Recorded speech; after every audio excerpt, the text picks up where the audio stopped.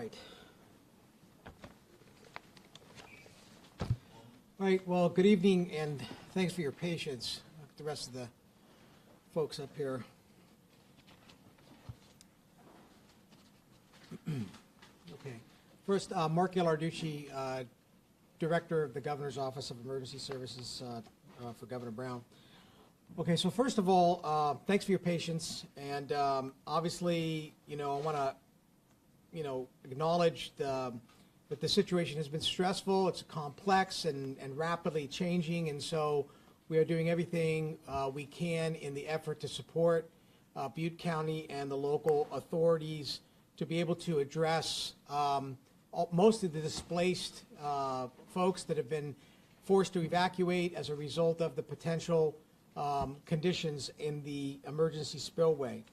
The governor has been closely following all of this and has been in contact with the officials that are managing the incident throughout the weekend, and again has had conversations with us here tonight.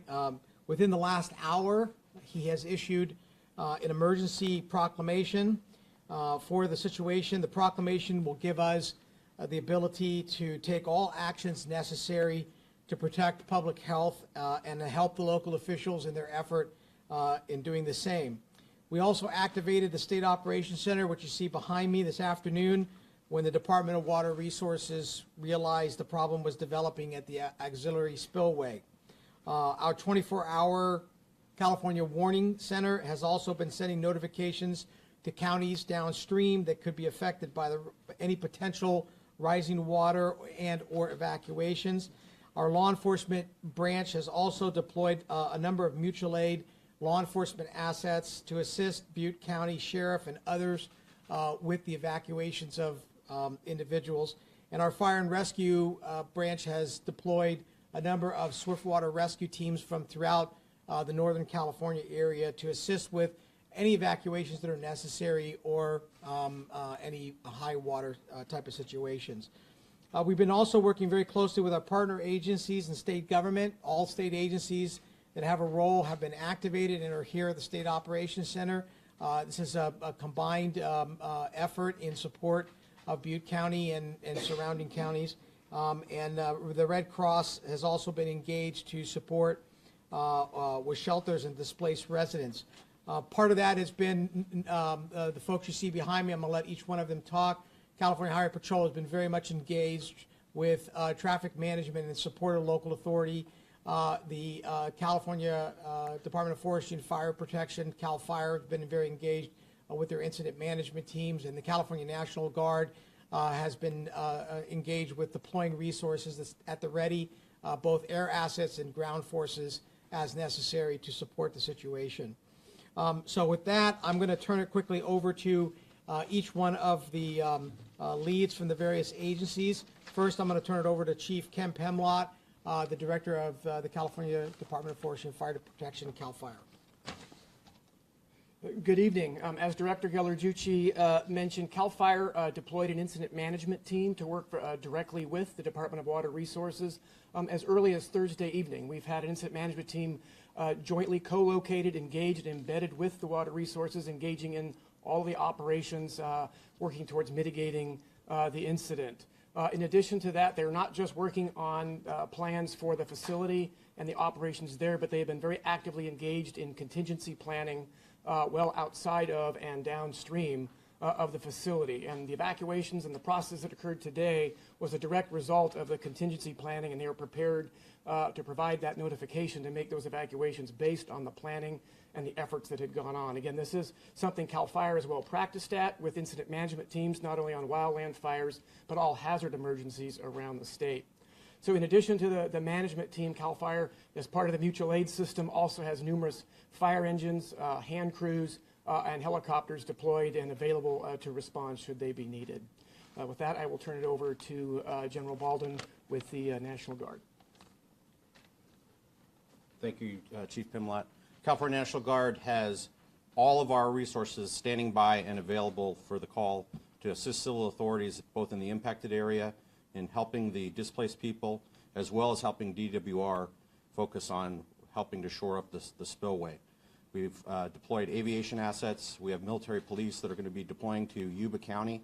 We've also have high water truck transportation available, and we're prepared to assist with mass care and shelter of displaced people.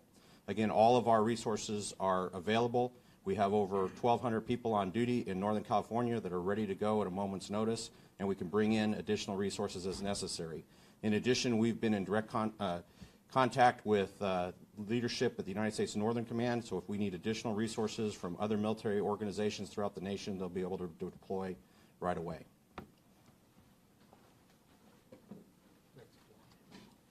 Good evening. I'm Deputy Commissioner Warren Stanley from the California Highway Patrol.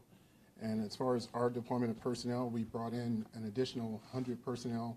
We brought in 50 from what we call Northern Division, and they are assisting up in Oroville. They're assisting patrolling the city of Oroville, and they're also helping out the evacuation center. We brought in another 50 personnel, 50 officers from here in the Sacramento Valley, and they are assisting with patrolling in Yuba City, Marysville, Wheatland, Gridley, and Live Oak. They're also helping with evacuation, general law enforcement type services, and any other services that may be needed. Additionally to the personnel, we brought in some other assets. We brought in 3 helicopters that can assist with search and rescue, and also 2 airplanes that can also assist with search and rescue, and also provide us information on traffic control with some of the cameras that they have. And we'll be evaluating overnight, depending on what happens, what our deployment will be for tomorrow morning. Okay, so you can see that really the full power of the state of California has been made available in support of Butte County and the surrounding counties during this situation. Again, the Butte County Sheriff has, and the local authorities have done a great job in being able to manage the situation. These are always complex situations, and all the resources you see behind me have been made available as necessary. So with that, be happy to answer any questions. When was the last time that the National Guard was mobilized? We actually mobilize the National Guard all the time for a lot of different reasons. It's just the levels of deployment, particularly during fire season. The National Guard is tremendously a major partner with CAL FIRE and OES in being able to provide aviation assets, all ground firefighters, etc. We use them on a number of different kinds of occasions. So really, we mobilize them pretty regularly. Yeah, so I would just add that we do missions across the state almost on a daily basis. The last large-scale mobilization, as Director Ghilarducci said, was for wildfires in the past wildfire season. We also mobilized almost 2,000 people to support the Super Bowl. The last time, though, we did an alert for the entire California National Guard, as we did today, was the 1992 riots. So we did, in fact, put out a notification not to report in, but to be ready to go if needed, to all 23,000 soldiers and airmen that are part of the California National Guard. And so the type of duties you'll be doing again for this incident? So we have a broad range of capability that we make available. We'll be sending 8 helicopters to assist with the spillway reconstruction activities beginning tomorrow. Those aircraft will also be available for search and rescue if we have to move into that mode. We're sending military police to assist with law enforcement in securing evacuated areas. And we're also going to be sending mass care and shelter units that can shelter either responders or displaced people. What is the timetable for, or the threshold, the trigger that you're looking for to ratchet back down out of this emergency operations mode? So the question had to do with our timeframes of starting to ratchet down after the next few hours or few days. Really, that's going to be dependent upon the needs of local government. Our role in this particular case is in support of the local authorities and the evacuations that have taken place, and also to support Department of Water Resources as they begin their process of doing whatever reconstruction or mitigation is necessary to make the situation safe and secure, so there's no longer a public safety threat. So you have teams scattered all over the area right now. So what seems to be the biggest challenge for you at this moment? The question had to do with our teams that are scattered around the area and what are the challenge. Well, really, we've got a lot of resources that are staged and in place. I mean, the idea here was that, like all of us, was sort of unfolded, and we wanted to make sure we had all the resources in front of the evolving crisis, so that we weren't late to being able to respond. Right now, those resources are going to be supported logistically, kept at the ready. The biggest challenge is really making sure that we continue to stay out in front with situational awareness to make sure that we have the right resource at the right time made available both to the county and to DWR. Throughout the last couple of days, there's been this confidence that there wouldn't be any threat to the public, no flooding, anything like that, and all of a sudden that changed. Can you talk about that a little bit? I'm going to turn it over to the Department of Water Resources Rep. Gary Bardini. Gary? Gary Bardini, Department of Water Resources Deputy Director. When you come into an emergency event like the one we just have here, where essentially you have facilities that are compromised, it takes a bit of time to go through the assessment of it and bring them online. As we work through the issues, there are sometimes where there's circumstances. So we're right now working through those. And while I have you up there, we have a reporter out at the dam, and he's telling us that everything is completely dark there. The lights have been shut off. Can you respond to that? Any of your light on the feed?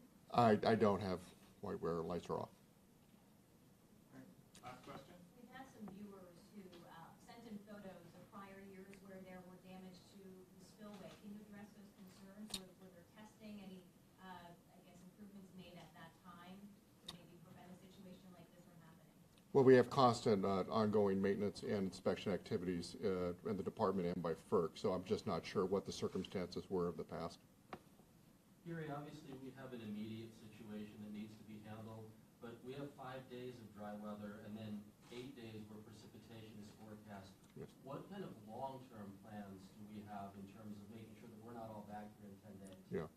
So through this Flood Operations Center, we coordinate with reservoir managers and local maintaining agencies. As a general practice, we essentially use the reservoirs to meter water out and let the uncontrolled flows go through. That'll be the kind of current practice, and we'd see that practice in the future. Obviously, bringing the reservoir down is a real critical factor right now, so we can basically continue this normal operations of the system. All right, that'll be the last question. We can follow up with any particular facts or details as these guys need to get back to work with what's going on right now.